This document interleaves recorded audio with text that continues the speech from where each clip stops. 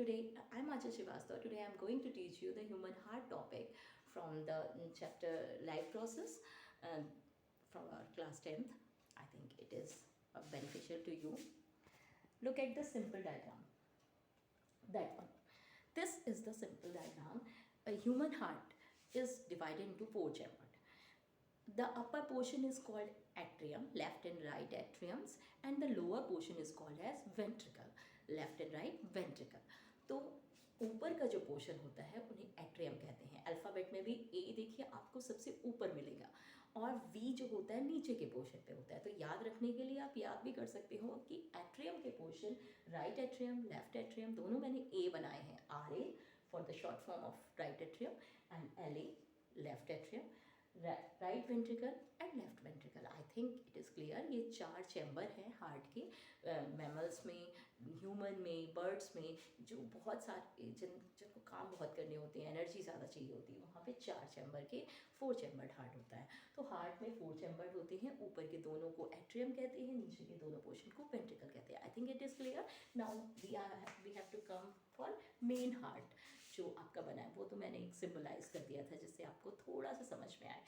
आपको ये समझ में आना चाहिए कि right atrium and right ventricle एक लाइन में होंगे और left atrium and left ventricle दोनों एक साइड होंगे.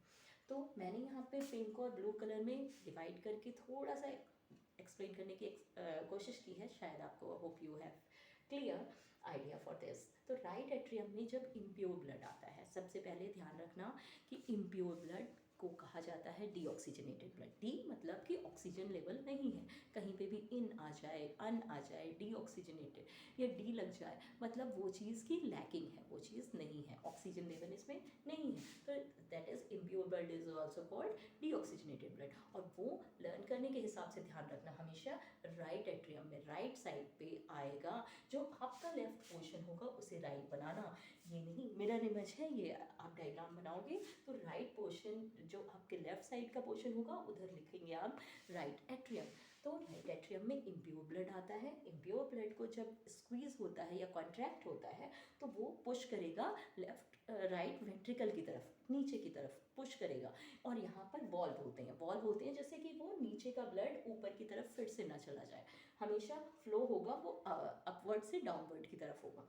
तो ये क्लियर हुआ. आई थिंक राइट एट्रियम जब स्क्वीज होता है या कॉन्ट्रैक्ट होता है तो वो पुश करता है राइट वेंट्रिकल की तरफ, और राइट वेंट्रिकल की तरफ जब ब्लड आ जाता है तब वो फिर पल्मोनरी आर्टरी के थ्रू चला जाता है लंग्स की तरफ. तो आपको यहाँ पर राइट साइड पे 3 डायग्राम्स बनाने होंगे. एक राइट वेंट्रिकल एट्रियम, फिर नीचे राइट वेंट्रिकल, एंड एक और बनाएंगे आप पल्मोनरी आर्टरी. पल्मोनरी आर्टरी कहाँ लेके जा रही है आपके ब्लड को?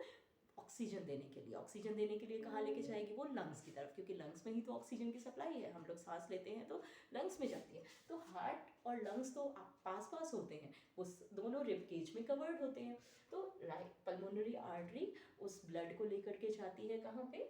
आपके लंग्स की तरफ. वहाँ पर उसकी ऑक्सीजन की सप्लाई मिल जाती है. ऑक्सीजन जब वो ब्लड ऑक्सीजनेटेड हो जाता है, यहाँ पर ऑक्सीजन मिल गया, तब वो ब्लड आता है कहाँ पर? लेफ्ट एट्रियम में. जब लेफ्ट एट्रियम में आएगा फिर से वही प्रोसेस होगा, कॉन्ट्रैक्शन होगा यहाँ पर, और वो जो ब्लड होगा वो अपवर्ड से डाउनवर्ड यानी कि नीचे लेफ्ट वेंट्रिकल की तरफ मूव करेगा. अब लेफ्ट वेंट्रिकल से आपको 2 ही चीज़ें याद रखनी है. लेफ्ट वेंट्रिकल से जाएगा, मूव करेगा वो aorta. This is the main artery. जो aorta is the longest, is the widest, is the strongest artery.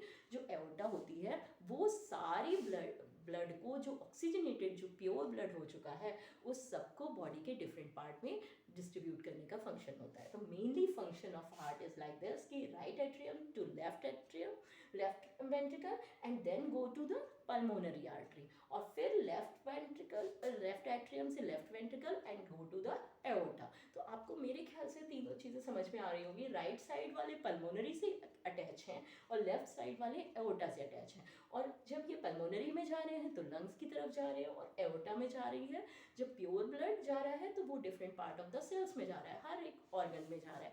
This is the main function. और 2 बार इसी तरह से हार्ट में 2 बार ब्लड आया है. एक ही ब्लड पहले इम्प्योर होकर के गया हार्ट की लंग्स की तरफ, फिर प्योर होकर के आया different part of the body.